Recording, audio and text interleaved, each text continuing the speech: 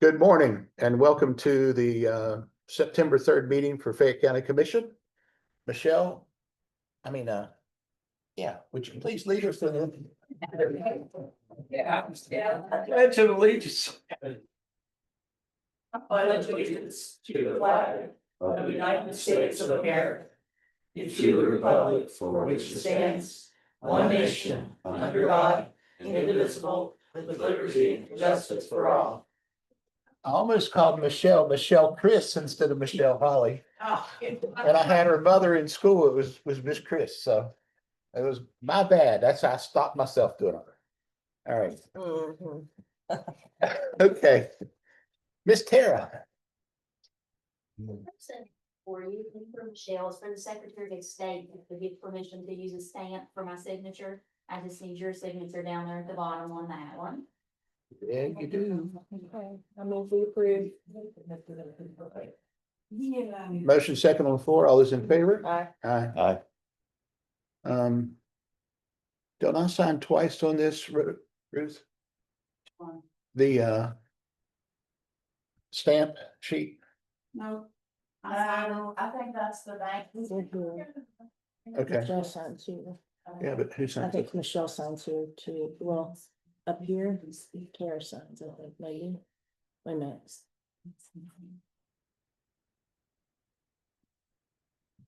Yeah, Tara.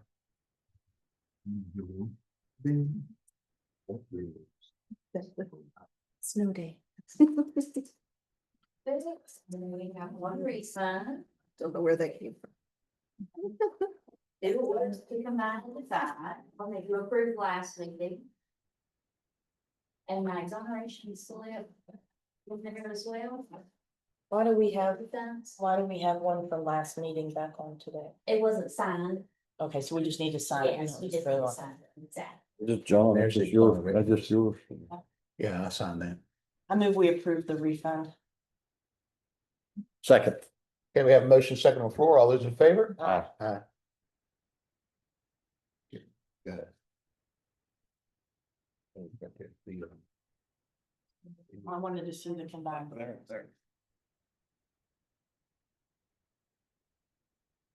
My exoneration slip was in the days of defense. I have one more that will be signed, that will be on.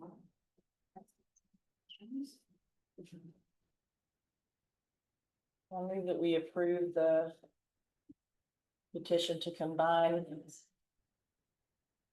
Dean Ann Bieber's property. We already approved that, we just need to sign it. You have a second. I second it. Okay, have a motion second on the floor. All those in favor? Aye. Aye. And I need to move to approve the exonerations.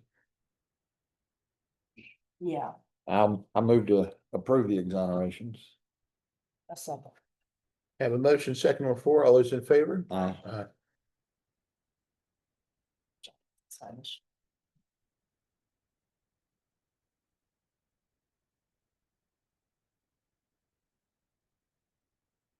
You had a busy day, didn't you, Tara? Friday is one of our busiest days of the year. Right before September 1st, everybody comes in to pay you that discount. So, that's good. Okay. Thank you. All right, thank you. Vouchers and invoices. Okay, so we had some things in there that needed to have 3 quotes and there were only 1. 3 projects. in there. What were the projects? Paving at Valley Bridge. The masks, or I think it's gloves and masks, maybe Mid-Atlantic Rescue Systems, and then the HAL rescue, the fans and the batteries. And actually, the one with the fans and the batteries is one that to be put out, because it was above 15,000. But the other 2 were below 15,000, but they still need to get 3 quotes to He- include. He said he sent them out, and he only received 1 quote. Came back, only 1 came back. So he sent out more than 3, but only 1 came back. I mean, they weren't interested in taking such a small area as that. A lot of companies don't. He needs to document it and send in to us and tell us who he requested quotes from. Because we can't force stuff like this. mean, we have to, anytime we get 3 quotes, we have to, you know, put who we get them from, but he could call out and request quotes Mm. from people, or he could pull them off the internet or anything. Just have to have at least 3 per project, and those 2 projects need 3. The fans have to be bid out, Well, the fans have been paid for by state money. doesn't matter. Still, it's the state rules that we're following to bid stuff out, so it still has to be bid out properly, like we have oversight of making sure the process is done right. Even if they spend state money on it. Those are the state's bidding rules, purchasing rules, Okay. so. John, I also have a problem with an invoice that I think we should go into executive session. Just in Fordham, Donovan and Richie, I think we should discuss this in executive session, so, We're gonna be going there in a little while. when we So do, hold on to that. but this one would be excluded also. Alright. So, I move that we approve the vouchers and invoices accepting the 3 items for which we need more documentation or quotes or bidding, and that is the Golly Bridge paving, Mid-Atlantic Rescue Systems for 12,387.82, and the Howe Rescue Fans and Batteries for 17,328. And And the legal invoice. Second. have a motion second on the floor. All those in favor? Aye. Aye. All right, I'll make a motion to approve payroll for September 5th. No, second. Have a motion second on the floor. All those in favor? Aye. Meeting minutes, We're good with those. Move we approve the meeting minutes.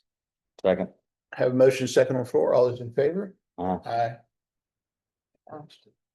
The state settlements. State settlements.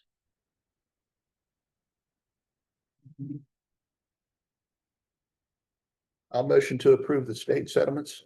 Second. Have a motion second on the floor. All those in favor? Aye. Aye. Okay, Ruth, The first item is the NPR electrical inspection agreement.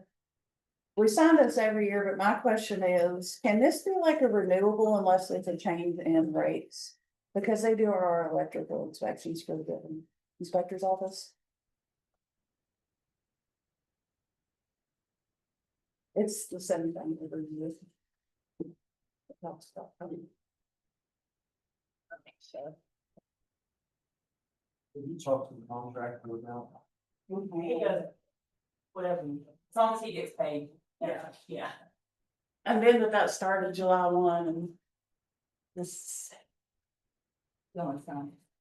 Okay, so. I move that we empower the commission president to renew the electrical inspection contract annually unless it changes. Second. have a motion second on the floor. All those in favor? Aye. Aye. That's probably the thing. It will. Because the way that thing is written now, the way that contract is written now, it doesn't authorize for an automatic. I think Dan has it, right? We had it in a Word doc. Yeah, Dan has it. Okay, I'd like to revise my, let's just take care of it if you do that. I'd like to move that we authorize the president to sign that contract annually without it being on the agenda after the prosecuting attorney makes the change he just mentioned, which allows it to be renewed annually. Second. Got a motion second on the floor. All those in favor? Aye. Thank So, you. do you want to do the shooting range agreement now, or do you need to discuss that? Yeah, let's discuss that. Okay, so. Same for the. Is anyone here to represent them? Which one? You can do Canal Falls. So. Okay, the Canal Falls PSD is requesting that Robert Hill. okay, there's 2 different Robert Hills, so, Well, it's Dan. right, be reappointed. His term expired and it expired on September 1st, so Okay, so I move that we reappoint Dan Hill to the Canal Falls PSD Board. Second. Have a motion second on the floor. All those in favor? Aye. Meadows Ridge project update.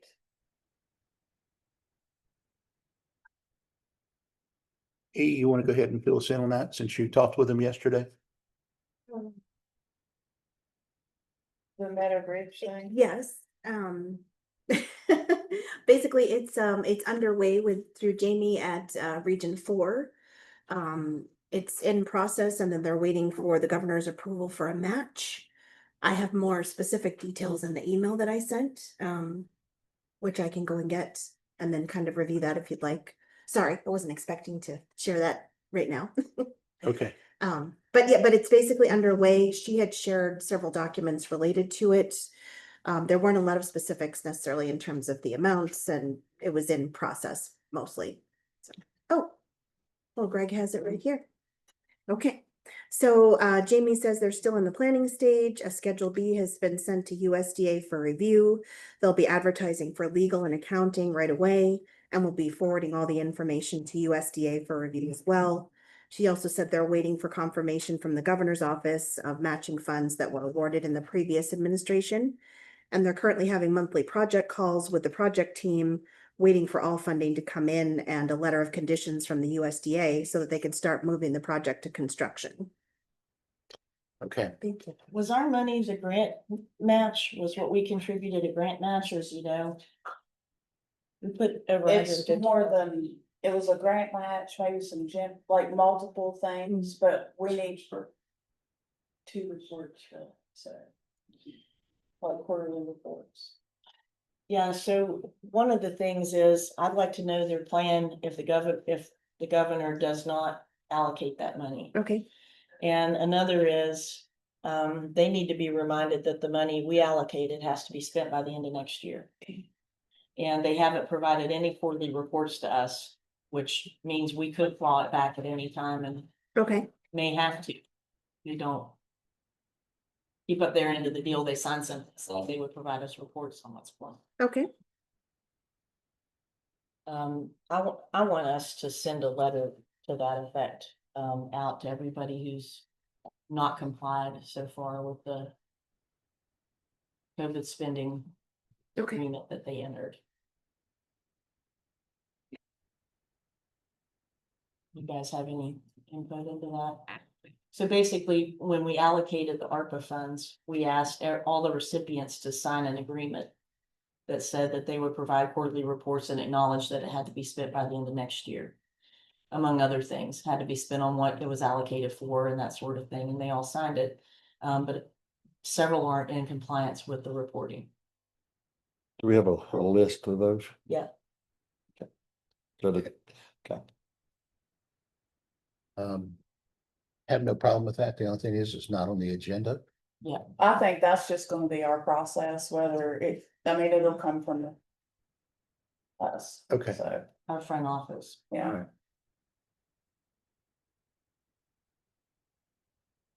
Okay.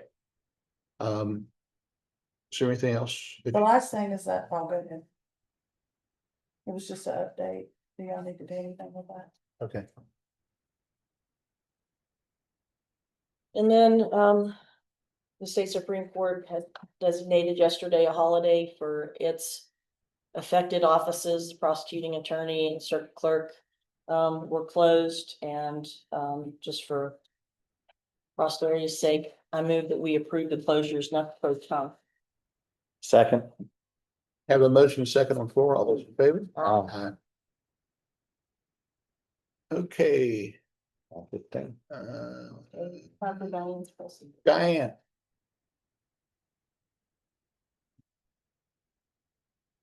Come on down. You're the next contestant. Hi. Are you? There's a statement here. Can you announce your name and who you're with and what you're here for? Yes. My name is Diane Paulson. I am the executive director of the Fayette County Family Resource Network. And the FRN is the lead organization for what we're going to talk about today, which is a new initiative called the Early Learning Community. Is that good? Yes. So you will each have a folder, but I'm gonna go over a little bit of background information about early learning communities and what it is nationwide, what we're doing here locally. We'll go over your folders and then just we'll highlight a little bit of the data we've collected so far this year. So nationally, there is an organization called the Early Learning Nation, and they help local leaders determine how to support communities for children prenatal to age 8. So that's our target audience for an early learning community, children under the age of 8. They've created an assessment tool that ranks communities in 4 areas, what they call building blocks. So it's community commitment, services, neighborhoods, and policies. Those are the 4 areas, pretty much that encompass a community. What's under the neighborhood? What's under neighborhoods? So like box playgrounds, housing, things like that. So, That would be what is in considered neighborhood. Okay. We can get more into that if you'd like. You have stuff about that. I didn't see it in my. In this, Oh, yeah, I didn't get this until today. oh, okay, yeah, I was like, you have stuff, but this, if you look at this, we'll go over it a little Okay. bit, but the national goals are in this, a little bit. Jumping ahead a little bit, but yeah.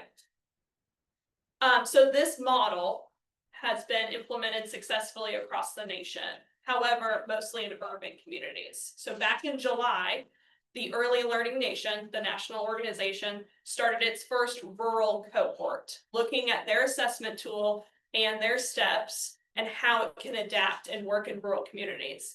And Fayette County was one of 6 rural communities to participate in that first rural cohort. So not only are we the first for West Virginia, we're also one of the first across the nation to be looking at this model. So myself, Melissa Colagrosco with the Together We Grow initiative, and Ellie O'Keefe, formerly with Save the Children Action Network, but she's our parent representative. We attended that 6-month cohort back in July. After that cohort finished, we applied for and received a $25,000 grant housed under the Family Resource Network. This first year is about collecting data, seeing where Fayette County is already succeeding in early learning and what are our gaps and some of our barriers. So we'll go over your folder. So in your folder, you have the flyer with the QR code. So this goes to the national assessment, nothing I have control over. But I would encourage you to follow the link down below instead of using your phone. I don't know how adaptable it is to the phone, but there is a QR code. What you'll do is you'll set up an account and you'll have to get an email confirmation, and then you'll have to confirm your email, and then you'll have to create an account and you'll have to select Fayette County, West Virginia. So that's a lot, and we know that's a lot. But we are asking local leaders, local community members who are already invested in this work to do the online national assessment, those who have the capabilities to follow this system. But the other thing you have in your folder is a parent assessment, because we realized that a lot of our community can't follow these steps. One, access to the internet, an email address, and some of the verbiage on the national assessment is a higher reading level than some of our community members are. So the other item you have in your packet, it has our logo at the top and it says the parent community assessment. This is what we created locally. We took their national assessment and created simple yes or no questions to not all of the statements, but we pulled out the key information that we would want our parents of kids under the age of 8 to be answering for us. And then on the back, if you'll see, we are incentivizing parents who complete this assessment with a $25 gift card. So they can fill the paper version out, or there is an online, just a Google form version of this assessment. And I'll go over a little bit of the data we collected for that in a second, because the last thing in your packet is this booklet. So we created this also locally, and it takes not only what we're talking about today, some of the national efforts, what we're doing locally, but it breaks down the national goals into tangible efforts that our community can make. So Allison, you mentioned neighborhoods. So the 3 national goals in the neighborhoods building block is neighborhoods are safe and support healthy child development.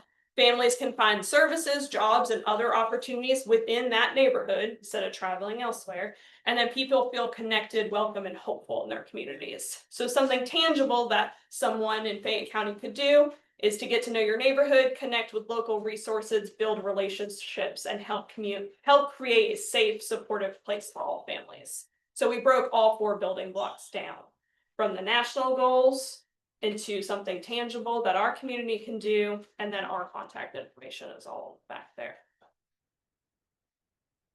So for some assessment data so far, we've received, for this parent survey, not the national one, the national one's a lot. We received 124 responses, and I've pulled the top questions that have the highest no response rate. So for community commitment, it is the first question on your survey. Do you feel that Fayette County makes young children and families a priority? So out of the first part of that survey where it says community commitment, out of those 4 questions, number 1 is the highest one that's answered no, out of the 124 we received. For services, there was a tie for the 2 highest. Did they give the why? Because there is a why. There is a why, not everyone fills in the why. I mean, I could pull, that data is hard to pull because it's not wrote the same way, but I could give you a report out of what those whys I'd be are. interested to hear what they think is, Sure, you know. absolutely. It's just could be easier to, done. when you compile data, to be like, yeah. there's this many no's and Oh, this no, I many agree. yeses. But I I could agree. certainly pull some of the open-ended questions on here. For services, the 2 highest answered no's are 4A, so options for childcare ages 0 to 36 months, and option 4E, options for childcare for children with special needs. Hmm. If you flip to the back for They're neighbor, your 2 top. those are, for that section, No. those are the 2 top questions that people answered no to, yes. So for neighborhoods, if you flip to the back, the highest no question is gonna be number 3. Do you interact with your neighbors? And then there is an open-ended question underneath that. But if a lot of people put no, they didn't put how they interacted with their neighbors. Because it says if yes, what does that look like? Because we want to know how our community members interact with each other. Do you have a percentage of how many answered no? That's a little surprising to me. I could find it for you Okay. pretty easily, but I just wrote down the highest ones. And then for policies, the highest answered no question is going to be number 2. Do your local leaders pay attention to how their decisions affect families? I also pulled, since you all are listed as number 4B, do you feel welcome to voice your opinion to the following group? County Commission is letter B. Right now, 73% of people who responded had answered yes to that question. So I did pull that since that was related to you. And of those 124 responses, we have 3 communities, towns or cities, because that's what we ask at the very top, what town or city you identify with. Oak Hill is the highest with 30%. Fayetteville is next with 20%, and then Ansted is our 3rd highest response with 11%. But we have 26 different towns or cities that people have identified with, all the way from Boomer, Dixie, Kimberly, and Smithers. So a whole breakdown here of kind of where those 124 have come from. So the last thing I have for you all is this booklet here. I only have one because it costs a lot of money to print. But the Early Learn Nation did give us this breakdown. It is an assessment guide. So it breaks down not only their goals and the levels of when you are on the online assessment, how you rank your community, but what I like about this guide is it gives real life examples. So every building block has a goal and every goal has an objective. And in each of those objectives, they list communities, how they're reaching that goal, how they're reaching that objective.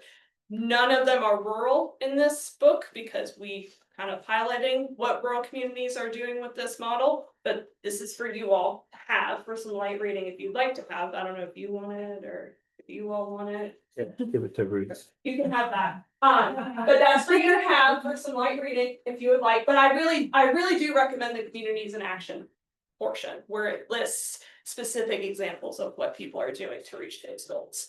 Like I said, this first year is about collecting data. So at the end of 2025, we hope to have an action plan of identifying some of those barriers, like the floor that I kind of mentioned that we're seeing right now. And we hope that you all will fill out the assessment and also give input to an action guide that's supposed to come. And hopefully we'll be able to apply for funding and kind of fill some of these gaps and barriers. The questionnaire that you just told us some of the answers on, is there a drop dead date that you want to have as many in as you can, or is it fairly open-ended? Funding's until 2025. I've not heard, there's been changes of hands with this project, so I've not heard if there's any carryover allowed for the actual grant funding. But as far as like incentivizing the completion, it would be the end of 2025. But after that, I assume we can collect data for as long as we would like. Just that incentive piece might change a little bit. Not only are we using these two tools, but we're also having community conversations. So we hosted a parent night in Golly Bridge at their Starting Point Center. We hosted that a few months ago, and we have 2 more community events that we'll host between now and the end of 2025. So getting that, qualitative feedback and just discussing with parents about these topics, but there's only so much someone can say on a yes or no. Was that feedback consistent with what you were getting in the survey? Mhm. Yeah, since we were at the Starting Point Center, it was parents whose kids go to those centers. So they were already pretty engaged with services. So it may not be a whole picture of someone who might not be engaged in like those early learning services at the Starting Point Center. So it might have been a little skewed just because that population was already being served. But yes. So you should focus on any children who have ages 8 or younger. Yes, that's what they define as an early learning community. So anything under. beyond the age of 8 is not within your wheelhouse. Not for this funding and not for this data, no. Because even up until the age 8, you're starting to get in the public school system. So yes, the national group has identified that that's kind of their cutoff is 8 and younger is what we're looking at. One of your D on under 4 services, D, it's options for out of school care, school delay, closure, school break. Have you gone to the Board of Education? We are presenting to them on September 30th, the same type of presentation. But they have had representatives at our monthly meetings, not every month, but Dawn Dooley has been attending those meetings to kind of push this out to parents. If we were to push this to all kids under the age of 8, we'd probably have to take out that incentive part if it went to like Schoology or some kind of like all call list. I don't think we could handle that much, but so far it's been more like setting up at events, more direct conversations with people for the incentive part and for the 124 response rate that we've gotten. I think if we were to do a mask out, we would have to probably remove that incentive piece. So do you actually provide a service or are you just collecting data? For this year, we're just collecting the data, and then our plan is to create an action plan to see how can we support what's already working from the data, and then what are gaps that we can maybe help support through funding, if we have funding. Now, I'm a little confused. You don't offer a service and you're saying you're going to see how everything works. Now, how do they know how it works with no action that actually carries through? I mean, you can get this information that the parents, this is important to the parents, or this is not important to the parents. But how do you know what kind of difference you can make? I mean, we understand we have a problem, okay? But how do we? I think that just when we pull in our community stakeholders, like if we were to host an event or if we go to other events with this, if someone were to have a question about childcare or about policies, we could pull to the stakeholders who are working on this project together and kind of divert services out that way. But no, this is just the building foundation of the first year. If we were to have an action plan that says we're going to address this and we get funding to address this, then yes, that would be, I guess what you're asking is the service to then address that barrier or to support what's working. That would be after this first year, if there's funding. Anything else? Thank you, Diane. Thanks. Thank you. Appreciate it. You keep bringing good stuff to us, so. You all know where to find me. Thank you. Thanks. All right, Angela?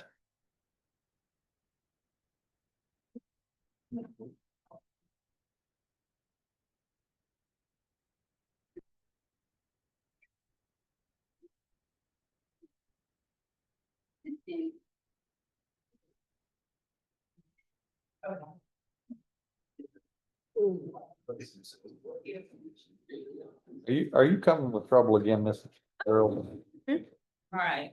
Sir. Yeah,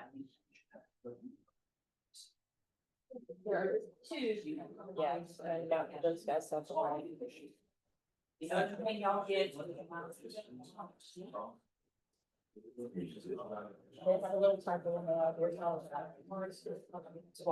Thank you.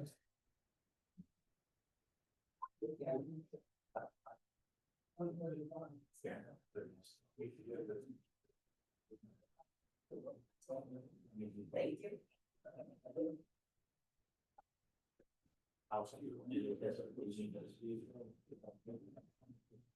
You open? We're ready? You ready to open the bids? Yeah.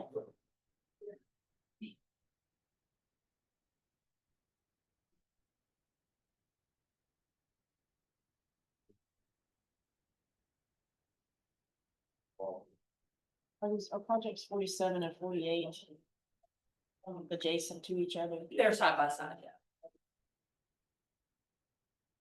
One is owned by him and one is owned by him and his sister. Is he living in, oh, he's not living? No, he's not living. Does he live in Fayette? He does live there. And most of these are requests from the town, these are people in town sending. Just sign up. We're just doing the total, right? Yes, you Think don't they're- need to do the individual, you just need the bottom line. The bottom line, not the total? Yeah, you don't have, the individuals feel free, you just need to do the bottom line. Okay, got this.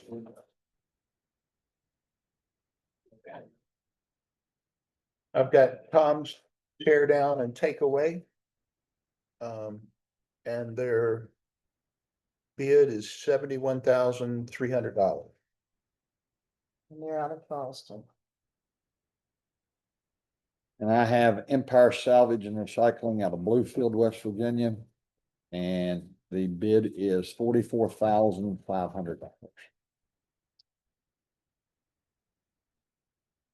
Are we awarding the bid today? What we've done previously, just because it's out front, you guys award it pending their documents, just to kind of speed up the process. So I move that we award the bid to Empire pending the document review to ensure everything's in the bid. I second it. Got motion second on the floor. All those in favor? Aye. Aye. And then part of that is the point to allow me to. Yeah, well, first, I wanna also move that if Empire did not submit everything, that we award the bid to the other bidder. Tom's, so we don't have a delay. Second. Anything else for that? You have a motion, a second? Second. Got a motion second on the floor. All those in favor? Aye. Aye. Aye. One of those days too. Yeah. All right, so,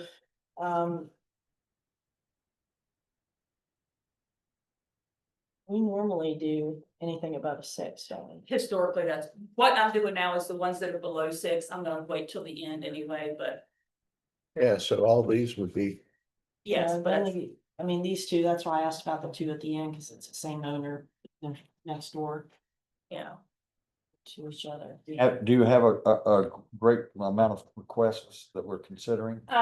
Yeah, so basically just guys, let you know, if the 44, if Empire has all their documents, that's gonna put me at about 280, so I have about 140 left to spend, and I probably have about 30 or 40. I'm doing all the ones that have the higher score first, and if there is any money left over, we will readdress the lower score. So we definitely have enough money. Time frame is my big, but we have to have it spent by December 1st, so that's what I'm trying to do.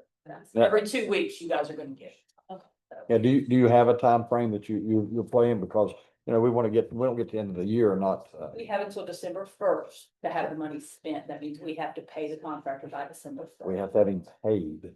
Yes, Not- it's a grant, it's a federal grant, so there's not a lot of wiggle room, so. Yeah, so I move that we approve the list and just submit it. Second. have a motion second on the floor. All those in favor? Aye. Okay, thank you. Mayor?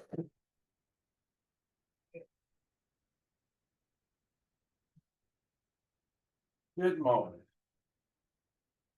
Good morning. Morning, Mr. President. Why don't you Tell us your name, where you're from, what. My name is Steve Bradmore, Mayor of Town of Ansted. And I'm here to talk about a piece of property which the town has recently acquired, which was a rub property that we've had problems with for the last multiple years. And council approved the going forward purchasing the project, and if successful, which we have been, very few for the demolition of the property. I gave you a photograph of a two-story building, a trailer on the same lot. That's it. And so what I'm requesting is that you allowed us to participate in the program to have these properties taken down. And this is right beside my ball field, town park, and that will become a parking lot for our activities. Right now, our parking is extremely limited. Yeah. I spent over $20,000 this year on putting culverts and widening the road up Logtown. So this will add to our parking facility there. So that is my request to the commission. Did you get bids on the cost to demo these? No, I have not. I do have it. The reason I didn't put it on the normal list, because it would be hard to rank a town on the quota, so that's why I asked. Pending you guys approving it, I'm gonna go ahead and put it in the next phase for this, but I just wanted to see what you guys felt about it. We're the town, so it's gonna be a town-owned property like this. I Have mean, you- I'm open to it, but I would want to know the bid amounts. The bid, if you guys allow the bid opening, will be October. Have you started the process of purchasing these properties? Yes, I have. Right now, all yours working on the deeds. And we're done all the legal work there here. And once he has that done, which should be very quickly, basically, it will be a purchase price plus a letter of donation. So if purchase price is very small, and we're going to get a letter of donation for tax purposes. The current owners have no objection. Toller, no, I've been in negotiations, Toller Properties, exactly. They bought the property as a package deal. They actually didn't know what they were buying. And it's been a problem for the town for the last 2 or 3 years. Because they have maintained it every month, some of those. We can testify, they bust down the doors and they go in there and they live in it, so you end up evicting them. And Kohler, I got to the point that they don't want to take care of it anymore, so I made them an offer. We came to an agreement. I don't think we should make a decision on that today. I mean, I think we should bid it. See what Yeah, happens. we need to bid it, but also the property needs to be in Anstead's name before we can actually tear down anyway, so. Angela, if you could go ahead and add this to your bid list. Bid opening will be October 1st. We'll be more than happy. He was just a little faster at getting on the agenda. Well, I was told that's what I needed to do. On the ball. Get the beat. Okay, Well, we Right. appreciate your due diligence and everything looks good that the process is being followed. and like I said, we try to get everything we can in process. We Okay. put a lot of money into improving that ball field too, so it'd be nice Yeah. for it to have some parking. Appreciate it. Thank you, very Mike. much.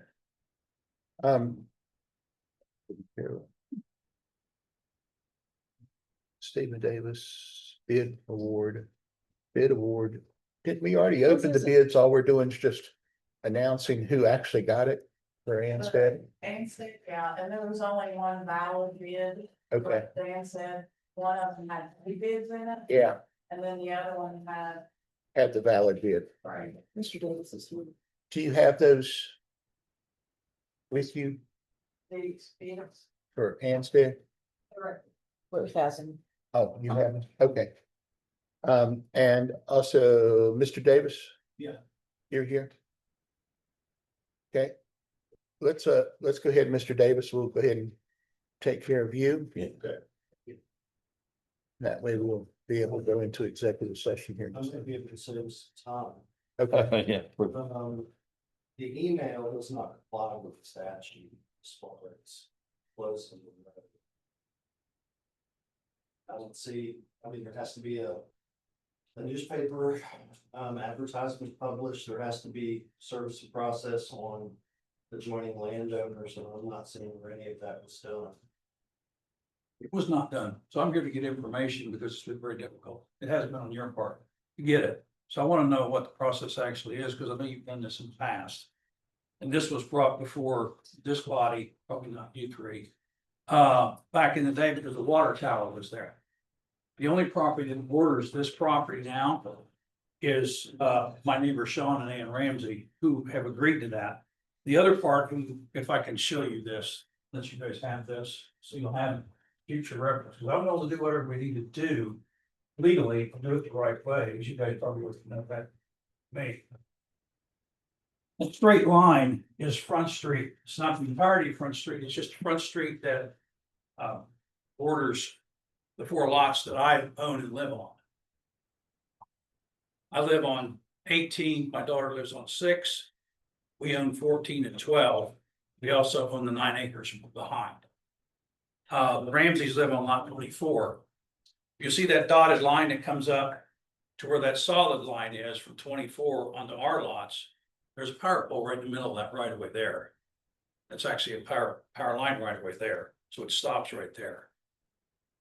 So I own all 4 properties except that small piece of right of way on the Ramsey side. The Ramseys are fine with closing that. Matter of fact, they actually appreciate the fact that we would close that. And he stated that to me. I have not been able to get him to sign anything because I just haven't, I also don't want to get anybody to sign a legal document that doesn't match what Mr. Silverty needs, or what you folks need. So if there is a document that can be done, I can get that signed and notarized. And if I had to run that in the paper, I'll do that as well.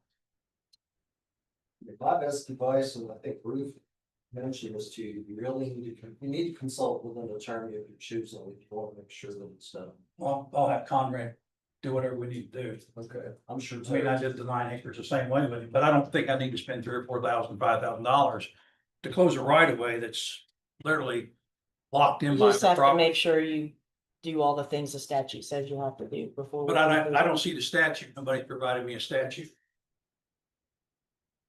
If I had a statute to go by, then I'd be glad to do that. But I don't have that. But technically what he's saying is if you hire a lawyer, that lawyer should provide you the statute. Like that's, It will. they advise us.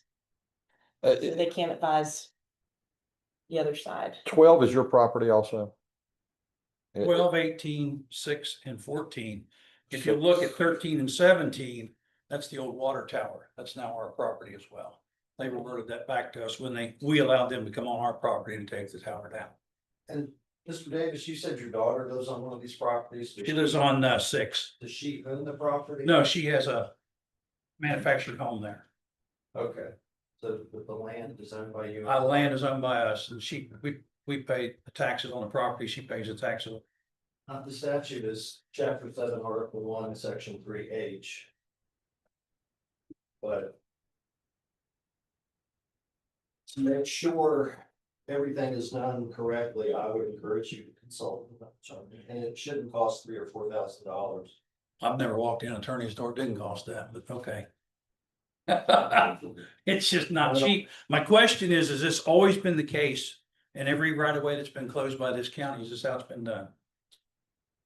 I mean, I can't answer that question because I mean, honestly, I don't know that we've had any of these since I've been prosecuting. We haven't had one since I've been here. There's been communication with Ruth about closing right of ways, but I don't believe anybody's ever actually filed a petition. Okay, this is, there's just a piece of grass strip that has some gravel on it that we've used as a drive, but we intend to close that off. We're not gonna build on it. Mr. Davis, that's not the point. I get it. No, I understand your point. I'm not saying that you're not entitled to have it shut down. I'm just simply saying that the statute requires that you go. So, Okay, and And I'm not eligible to jump through those hoops myself. I need to hire an attorney to do that. You can jump through, you have a constitutional right to represent yourself. Thank you. However, you run the risk of not doing what needs to be done when you represent yourself. You run the risk of not doing things properly. Okay. That's the risk you run. So do I need Conrad to contact you? Or to do what he needs to do and then come visit this, I mean, this Mr. commission? Mr. Conrad has probably forgotten more about property law than I'll ever know, so I'm gonna guess that Toad knows how to go about doing this the proper way. Okay, So if you simply tell Mr. Conrad that you want to close off an unused road, my guess is he'll understand what you need and he'll know how to go about getting point A to point B. I'm gonna get that done. Do I need to represent this back to the commission once that's done? A hearing has to be scheduled under the statute. So we will pay for a hearing as well, correct? I'm sorry. I'll have to pay for No. a hearing. No, as no, well. no, no. No, The hearing is here, Hearing with you. Here with not us. the judge. right, with Yeah. us. And just have, if you consult with Mr. Conrad, just have him reach out to Anthony when he's ready to file and let Anthony look at it and make sure it has everything that we need. Okay. I just wanted to get the right information because it's hard to get that information over a phone call or email.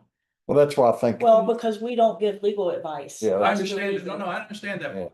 I get it, but Well, our staff doesn't give legal advice either. They're not lawyers. I understand that as well. Yeah. But So, just to tell me that I need to hire an attorney, well. it's kind of like, well, just go hire an attorney. Well, Get it that's a done. That's recommend- like, then there's a that's a survey involved as recommendation. well. But the problem, the reason is because these things are so complicated, property matters are so complicated, average attorneys don't even want to touch them.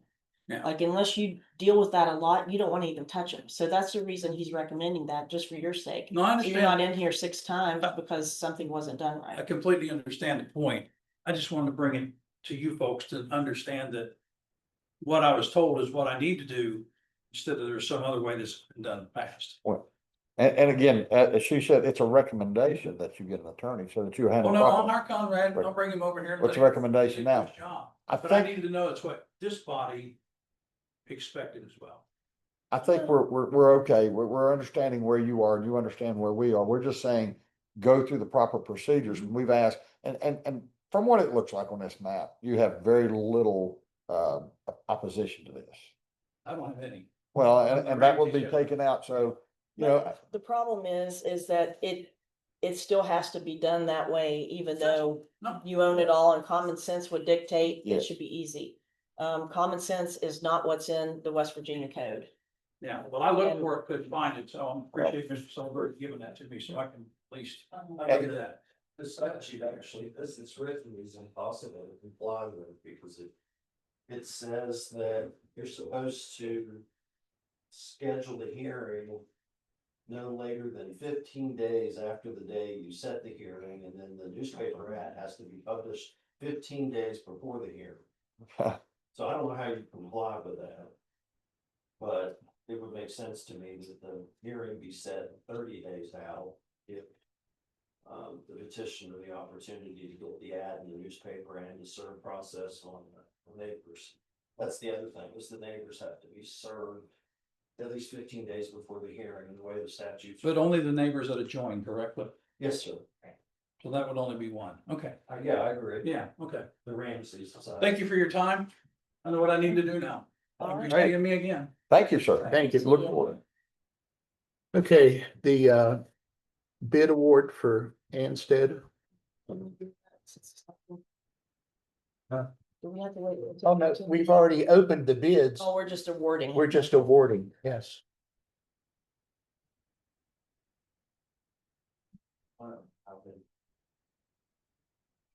This one had 2 bids. Yeah. So So it's disqualified. What's the, I need to see that. Got 'em right here. So one of the bids from Almost Heaven Roofing, one of the companies submitted 2 bids. Wasn't compliant with the pre-bid meeting and the request, so it's been disqualified. That leaves 1 bidder, Alpha Roofing, so I move that we approve the Alpha Roofing proposal. Second, Got a motion second on the floor. All those in favor? That was for 67 or 65,725. I don't remember. Second page. 65,725. 55, yeah. 725. Okay, there we go. $65,725. Okay. Our last thing is an update from NRGRDA. Are you going to do those or is Jenna going to come and do those? Okay, all right. So right now we have time to go into executive session. Where we receive advice from our legal Anyone? representation. On exhibit A, item 2, the sales agreement for the shooting range, the request for bid for engineering services for shooting range property, item 3. Item 4, the audit for Fayette County Humane Society, and item 6, the Humane Society board appointment. And one of the invoices on the vouchers and invoice list. I'll say. Okay.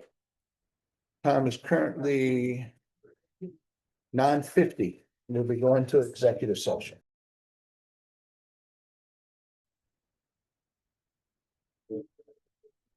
Okay, we're back from executive meeting where no decisions were made. I'm running all my words together today for some reason. Okay, we have Jenna Belcher here from NRGRDA, who is going to be giving us an update. And then Jenna, anything that we need to discuss in executive session, we are going to be going back in. Sure, okay. Do you all have a preference which project we start with, Wolf Creek or Mega Site? No. Okay, so we'll go ahead and start with Wolf Creek. And I have provided you guys an overview. This is something that if anyone were to ask you the status, you are welcome to share what is with this document. And so that it's no problem if you all need to make that, pass on someone. Thank you. And Jenna, could you please, for the people watching, Sure. tell them, give that to Eve. Let them know who you are, what you do. Thank you. All right, so I'm Jenna Belcher, the Executive Director of the New River Gorge Regional Development Authority, which is the economic development authority covering Fayette, Raleigh, Nicholas, and Summers counties. And today I am going to provide you all an update on 2 strategic projects that we are working on in Fayette County that have the commission's support. One is the Wolf Creek Park update, and then the other is what we are calling the Fayette Mega Site project. So we'll start with the Wolf Creek Park update. You all have an overview, and I'm happy to provide that to anyone else. You're able to make copies of that and share. So as you all will remember, NRGRDA took ownership of Wolf Creek Park a couple years ago through an MOU with the Fayette County Commission to ensure that it was developed appropriately and according to the balancing nature and commerce scenario. So NRGRDA was able to access $110,000 from the Conservation Fund for a master land plan.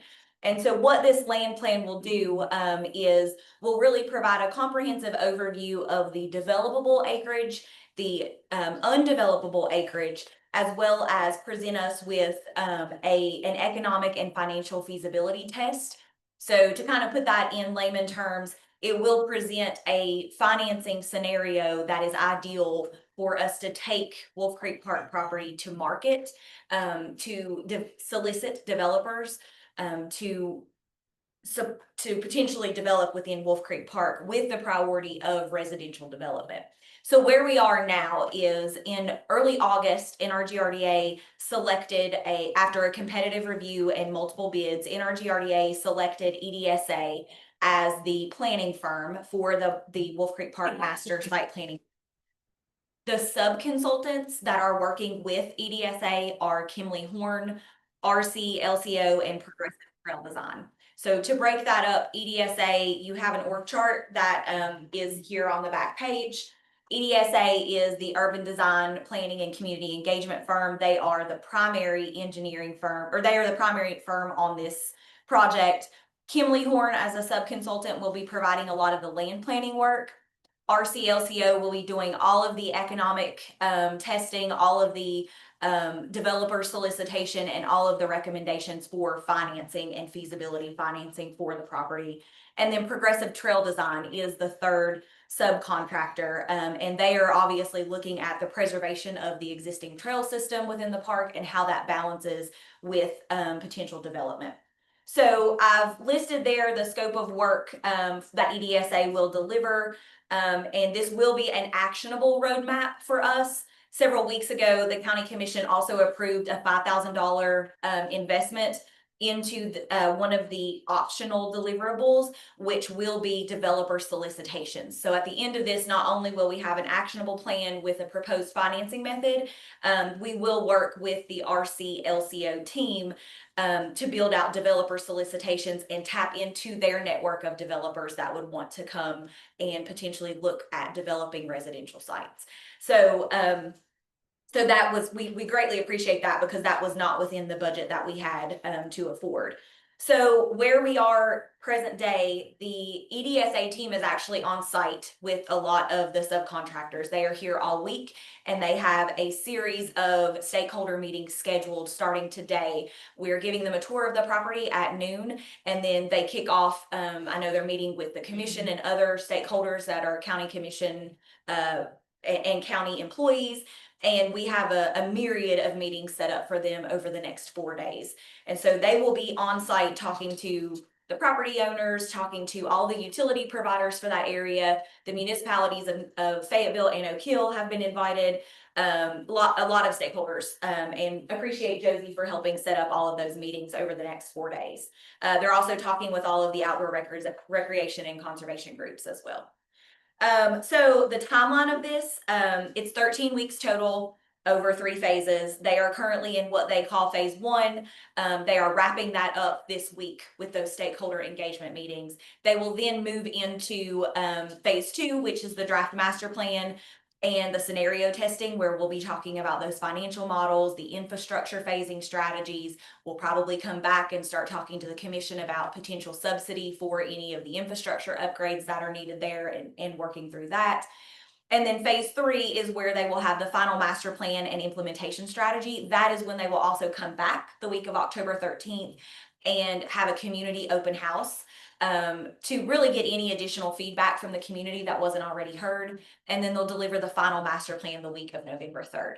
So we feel really good about this. It's an incredibly aggressive timeline, but this team is incredibly well versed at this. They're nationally recognized, and a lot of the proposed or a lot of the previous work that they had done was exactly this, figuring out how to balance nature and commerce in a park scenario, in outdoor recreation spaces that don't want to over commercialize, but want to offer a really quality of place setting. So we feel good about where we're at with this, and I would welcome any questions that you all have. So you say right now that phase 1 is being undertaken as we speak? Yes, correct. Today, September 3rd, they Yeah. have till August 11th. That was their timeline. Yep. And they need about 4 days to do the discovery analysis and collaborative framework. Yep. And they're gonna come back between September 15th, August, or October 10th, and then draft a master plan. So the draft master plan will be done in-house, and then they'll be back the week of October 13th on site. Then October 13th on site, and then they'll get an open house, Correct. community feedback.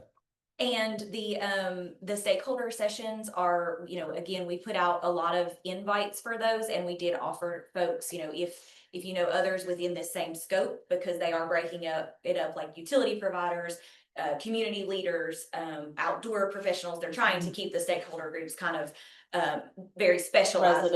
Residents are also invited, and we reached out and asked folks, if you know others, spread this through the neighborhood out there and other property owners.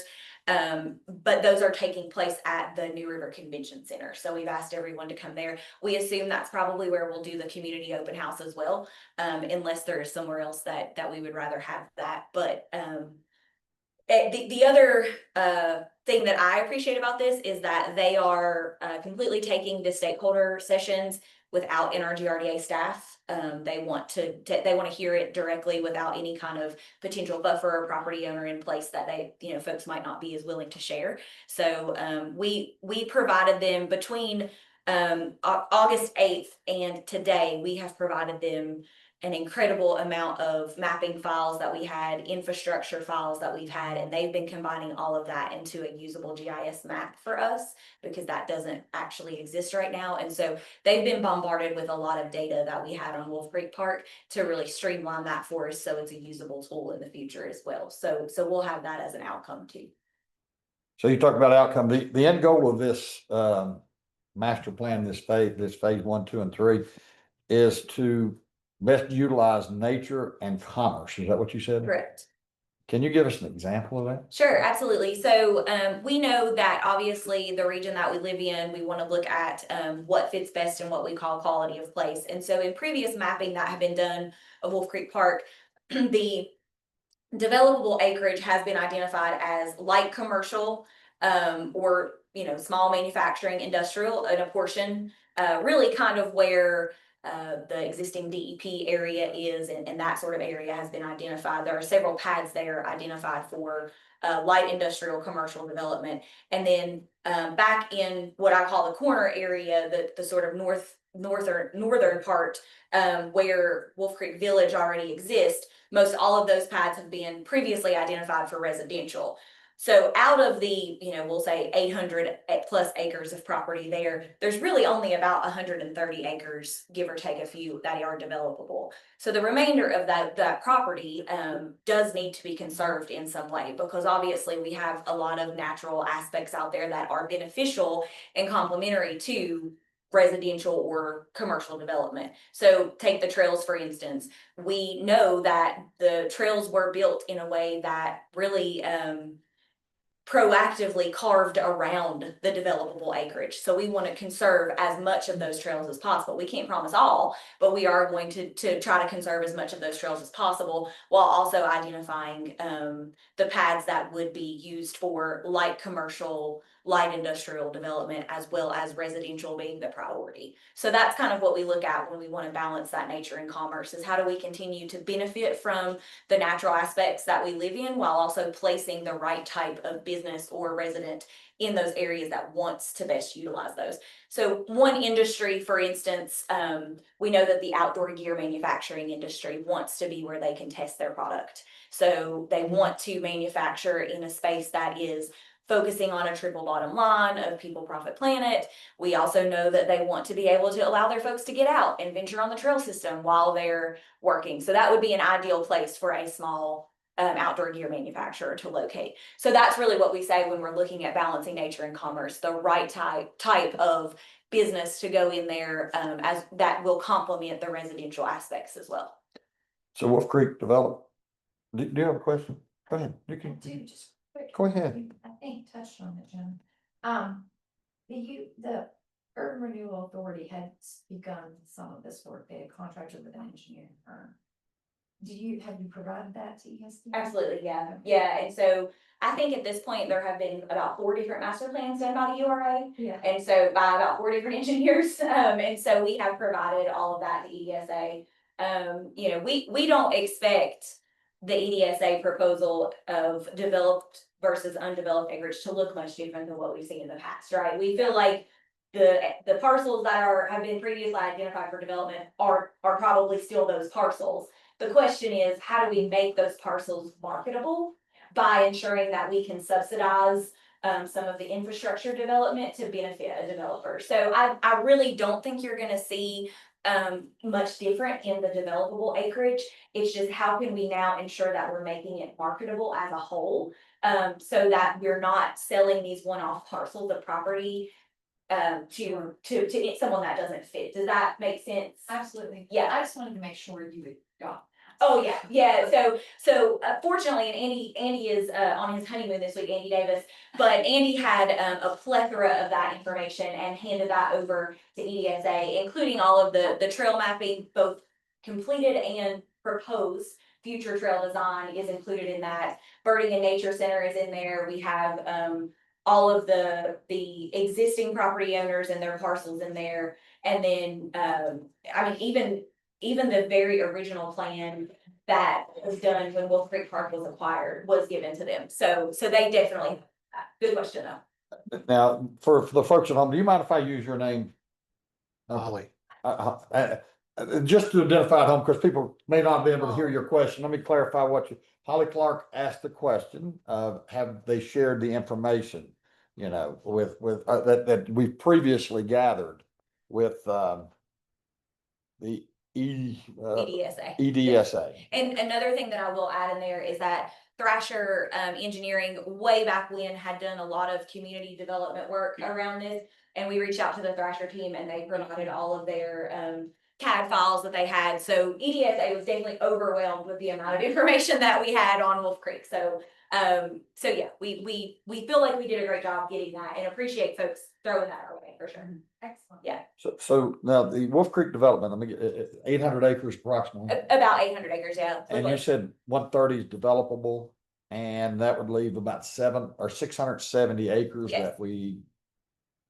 Yeah, so in the past, and this conversation is still happening, the reason that the Conservation Fund funded this plan for us at $110,000 is because the Conservation Fund and the West Virginia Land Trust have been notoriously interested in purchasing the undevelopable acres for conservation. So the first thing that we really want to do is execute on the conserved acreage. We want to figure out how we can present a proposal to the Land Trust and the Conservation Fund to purchase the undeveloped acreage for preservation. So that would mean trail preservation, birding and nature center preservation, any of the non-developable acreage for preservation. And then what that would also do, in my opinion, and of course NRGRDA would come back to the commission with this request, it would provide some funding support to be able to put back into the developable acreage for infrastructure development. So, you know, and that conversation is still ongoing. So when NRGRDA took ownership of this property, the Conservation Fund reached out to us and said, hey, we've been talking about this for years with the Land Trust. We still want to keep talking about it. How about we fund your land plan so we can figure out what can we make an offer on to consult, and then what can you all develop and market? Does that help answer that? Yep. Yeah. Currently, have you had any interest in the developable? So we do have, we have had current interest on the 7-acre site that is located across from the DEP. We have not executed a purchase agreement on that at this point. And obviously that would be something that would be talked about at our board level and with Allison as the commission representative and then bringing that back to the commission. But at this point, we haven't executed a purchase agreement, but there is interest in the 7-acre flat site for a building similar to the DEP building or the Robbins facility for small office, engineering office. Any other questions? I'm also happy if there are, I know we don't want to go on and on, but if there are other questions. Yeah, happy this to- is more for our information. Yeah, yeah. So, So, and what, like I said, what you guys have is a pretty, like, updated, if anyone asks, you are welcome. I don't mind you all sharing that if you'd like, so. All right, so next site, so this one has a lot of maps, so I kind of put it in 3 parts for you guys.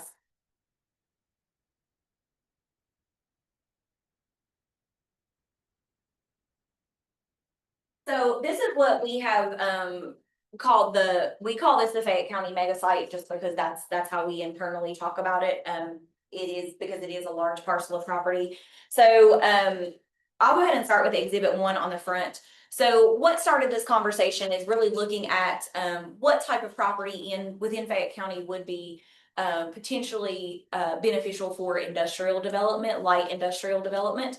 And obviously, you know, looking at proximity to US 19 and large contiguous acres owned by willing landowners to discuss, we identified the property directly behind the Ruby Welcome Center. So the Fayette County Commission provided $50,000 for us to do what we call a site ready assessment and determine what this property could be utilized for, especially as it relates to industrial development. So we'll look at Exhibit 1 first. So within Exhibit 1 are the 2 most easily developable locations behind the Ruby Welcome Center. So the first one is the 45-acre pad of property that you all see here. This property is owned by, We Are Farmers. And so we had permission from We Are Farmers to access their property to do analysis on this. We worked with Thrasher to do this. This site is 45 contiguous acres. There is potential to expand beyond this footprint, but it obviously depends on, investment. This property, while it is contiguous and the largest tract that's most easily developable, we are looking at about 761,000 cubic yards of earth moving. So that's a pretty considerable volume of earth moving to get this site flat.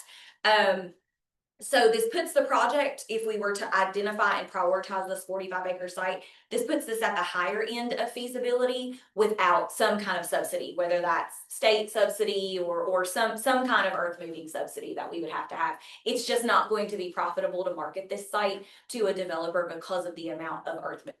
But again, high priority, even though the earthwork is a significant factor, it's a prime location, strong visibility, very willing landowner to work with us. And so this pad of 45 acres is a, the most easily to execute on at this point, even though the earth moving is pretty significant. In addition, on exhibit 1, you also have this property that is a 20 and 24 acre pad. And so there is a bit of a topography issue that is right in the middle, but you almost get the same developable acreage of 45 acres, even though it's divided into 2 sites. The earthwork for this one, now this is owned by Arrow. So this is owned by the Scout, the Summit. And the earthwork for this is significantly less than the 45-acre pad. And so the cost exposure is a lot lower for a developer or anyone that would decide to develop this property. There already is an existing road, but it would need to be evaluated and probably upgraded at this point. The utility extensions, however, are going to be more costly at this location. So you've got, 45 acres is going to be more expensive earth moving, cheaper utilities. You've got this double pad site that is going to be more expensive utilities, cheaper earth moving. Okay, 2 different landowners. So these are the most feasible pads that are what we would call the low hanging fruit in looking at this overall property. Okay, so that's exhibit 1. We'll continue through the other 2 and then we can ask questions because they're all relative. Exhibit 2, what you all have here is an overview of the grading options that were presented before the Ruby Welcome Center was constructed. And so as you can see, they have sort of phased out the development behind that area only on the Arrow property. So this is not the We Are Farmers property. Phase 1 obviously was fully constructed. That's your Welcome Center and your kind of lay down beside it, the parking lot beside it. Phase 3 is where the AEP storage yard is. And phase 2 on this map is where we were just looking at those 20 and 24 acre pads. So this just gives you an idea of relative to the Ruby Welcome Center and how we would have to build out that road system to sort of get there. And then finally on exhibit 3, I wanted to just provide you the entire overview. So these are all of the parcels of property that we assessed, all of these here. And so that is all Arrow and We Are Farmers property. What I have included in this is this last page, which is a slope analysis. And what this shows is that the majority of this is very steep hillside terrain there. And so it does limit large scale industrial development of any kind here on this site. However, there are several of those sweet spots, the 45 acres and the 20 and 24 acres. And again, we could continue to build those out based on and expand on those sites based on future infrastructure funding available. So this really is kind of what we call the foundation of all of this work.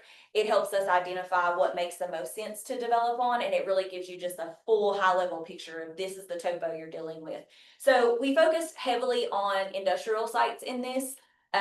But there are some areas on the We Are Farmers property that really would be conducive for residential development. And we have talked to the property owners there about the potential of residential, and they are doing some of that mapping internally on their own. So where we're at now with this project is we need to make a determination, and obviously we would want the county to help guide this decision. We need to make a determination which of the two options we want to heavily pursue. The 45-acre option or the 20 and 24-acre option, because the next step would really be drilling into the cost estimate of what's it gonna cost to grade, what's it gonna cost to pull utilities, and what's the road infrastructure going to cost. However, we did not feel, because this project was funded by the county commission, that we would make that decision ourselves as NRGRDA. We want you all to be involved in which direction that we would move forward. Both landowners are willing. And so I do think that that should be taken into consideration as well. And if future conversation needs to happen with the landowners, we can make that happen. So what you just said was you want to know how much we will want to invest into the property to make the property more attractive for whatever business we choose to come in, or commercial property come in to do, or we could just market the property and let the consumer, the buyer develop the property. That would be another option. Well, so we cannot market the property without the landowner's approval. So the landowner would have to set the price point. And I think at this point, the landowner is asking, you know, do they need to invest? Which pad option is the county most interested in pursuing and helping support? And then that will determine what the landowner is willing to invest in the sunk cost, because you can't market this as it is. There's no developer is gonna come in at this, the way that the slope plays. You're gonna have to grade it first. And so the question is, who is going to sink the cost into that grading? I think the landowners would be willing to consider that on either one. The question then becomes, how willing is the commission to invest in the future? But the first question that we have to answer is, what is the cost going to be? And so before we move forward, the scope of work that we have with Thrasher is we have to determine which site to then move them forward on cost estimates. They're not going to do both. It's not within their scope of work. Do we have any interest of any business or any buyer that would want to come in? Do we have any interest? I would have to talk to the property owner about that. I do think that the We Are Farmers property has been considered by multiple companies in the past. We, as an RGRDA, have not actively marketed that. We don't market properties that aren't ready for development, and that would be considered. This is not ready for development. We need to grade it and pull utilities to it first. It's probably a year and a half out before it could be And marketed. probably some pretty considerable, I mean, the 45-acre site, I will just openly say this, and this is not something that is a hidden fact. It's always going to be easier to work with a private landowner than it is an organization that owns land, right? And so I do think that Arrow is very willing. They have said, like, we're ready to talk about this. However, I think the We Are Farmers property, there's more flexibility in their structure to be able to execute on moving dirt, right? And so the question becomes that we know that the earth moving for the Arrow property, or I'm sorry, the We Are Farmers property is going to be much more expensive. However, the utilities are going to be cheaper to pull, and it's more easily accessible. The 20 and 24 acres is flatter, cheaper to grade, but the utilities are going to cost more, and we're going to have to build a road as well. So we really have to determine which do we want to continue master planning to figure out a cost estimate, and then start capital stacking accordingly. Does that make sense? Yes.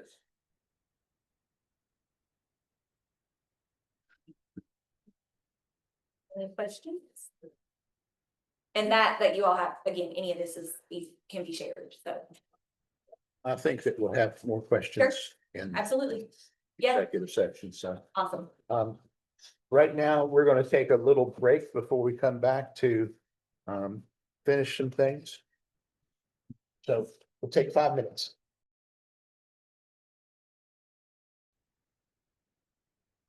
All right, we're back from our break, and there were some other things that we needed to go back to. I'd like to hit vouchers and invoices real quick. Josh, could you step up? He had gotten the quotes, which I figured he had, but we didn't have them in our packet. So could you just make record for that? The 3 purchases were the Dolly Bridge. First off on Golly Bridge, I got quotes here for, which you got the one that was the lowest, and here's the 2 other. It's East Coast Asphalt and Alliance Paving, and they were both, one was 17,800, and the other one was 28,000. And the one we chose was 12,000. 12,000 and something. If you could provide Gia copies of that. So- So I emailed them to her. Okay, great, even better. So she's got them. And the gloves. I got 4 quotes on them. One from Powell, they were, I mean, kind of just do like individual, like, because they're all the same price. They're $83 a glove. All American was $82 a glove. A pair, right? Yeah, yeah, pair of gloves. And vest was 75.70, and the one that I sent you all was 72, I think. Mid-Atlantic Rescue. Yeah, Mid-Atlantic was 72. Okay, So there's and Gia's got emails of these as well. and then you bid out the other I project. bid out the fans. We opened them at our association meeting. The quote you got was the lowest from Wow. How Rescue. Vest was the next, and they were $7,000 more. And I mean, they were big stacks in it, so I didn't have that on an email thing, but I gave Gia Okay, the packet well, stuff. that's all we need to pass those. later Yeah, in the and meeting. then there was Mid-Atlantic bid them too, and they were like 15,000 more. So, but you got the low. Great, thank you. That's all we needed. Thank you, Thank you, John. John. Okay, so you want to. If you just make a note, when you submit like the lowest bid to her, try to make a note on it or something, just in case that's all we get. Okay. That way we'll know. Yeah. You want to go ahead and approve those? Well, we're still outstanding the one we need to discuss in Okay, executive session. yeah. So, the next item was the, sales agreement for shooting range property. So, I have 2 motions I want to make based on our discussion with council in executive session. One is I move that, we authorize our council to do due diligence on the Collier property for the shooting range. Second. Have a motion second on the floor. All those in favor? Aye. And then, my second motion is to authorize Ruth to obtain a survey of the property.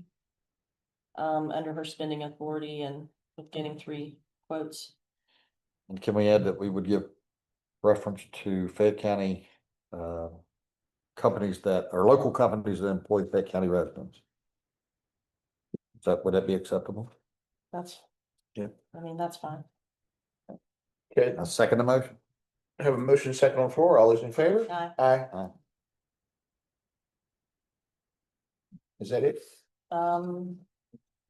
We need to correct our Kanawha Falls board appointment. Dan Hill's term was not up. The problem was his name is Robert Dan Hill, and it's Robert Scott, that we needed to appoint to the Kanawha Falls PSD board. So I move that we rescind the reappointment of Dan Hill because his term is not expired. Second. Okay, we have a motion second on the floor. All those in favor? Aye. And then I move that we appoint Bob Scott.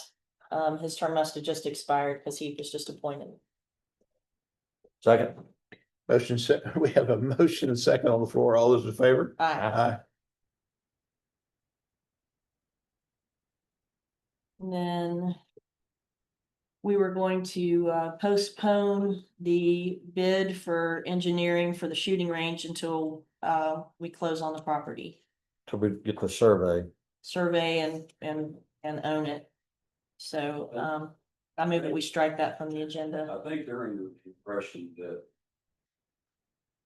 we start on the survey as we'll do the preliminary design first. So they want like preliminary, and then if there's additional property needed, we'll allocate that to you at that time. What do you think, It's Michael? kind of like a work in progress. There was several moving wheels. Well, the survey has to happen first, and then they can communicate that with our council about the land. I mean, I think we've got a draft, we've been going back and forth on a draft agreement. But we want to get the survey first. Is that okay? I mean, you can just get a survey Yeah. on, and then if adjustments need to be made after the survey in terms of that, then we can incorporated into the purchase agreement. Yeah, I mean, we just need to see the, so we gotta get a purchase agreement and a deed and all that. You have to have the bounds of the property for the deed. Yeah, That comes from the survey. Yes. yeah, so that's why we're just trying to get the property in our possession, but I understand that we may win a deed.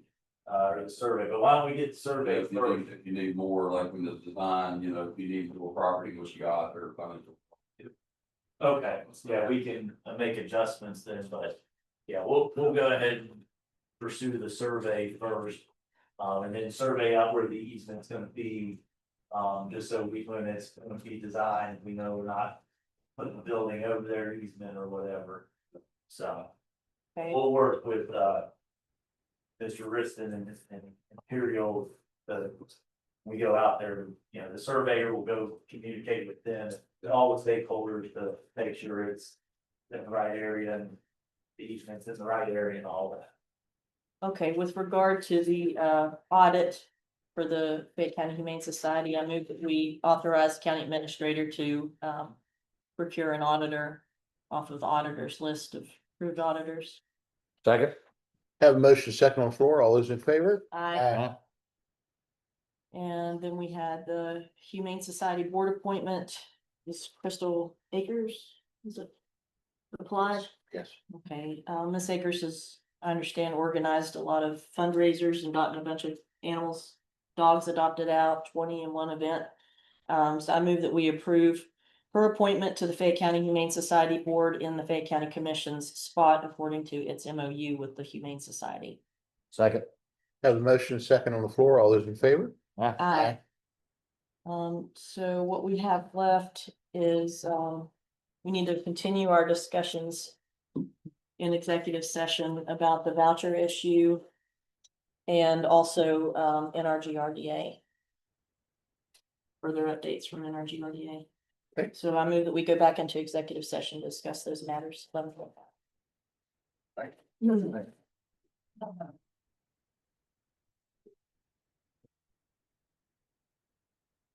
You want to talk to Jenna first so she can bust out of here? Oh, yeah, we'll talk to her first.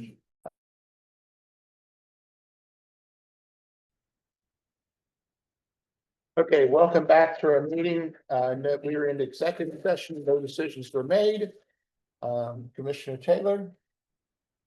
Okay, so we had vouchers left and Josh Davis had explained that he did get multiple bids like we had requested, and he put that on the record, so I move that we approve the vouchers as presented. I know Commissioner Fournette objects to one of the vouchers. I'll second the motion. Okay, we have a motion and second on the floor. All those in favor? Aye. Aye.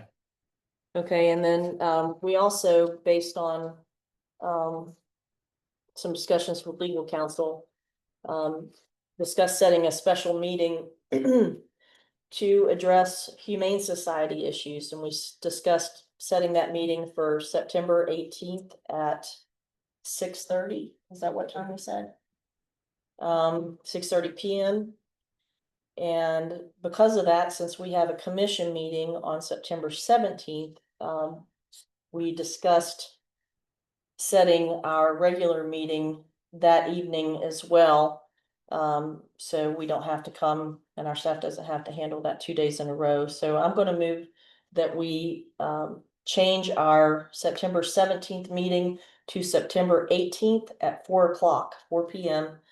And that we set a special meeting for September 18th at 6:30 p.m. to discuss the Fayette County Humane Society. Second the motion. We have a motion and a second on the floor. All those in favor? Aye. Aye. Okay, and I think that's everything. So regular meeting at 4, special meeting at 6:30. Yes. On the 18th of September, Thursday. Okay. Thursday, the 18th, correct. Okay, motion to dismiss. Second. Adjourn, To dismiss. dismiss.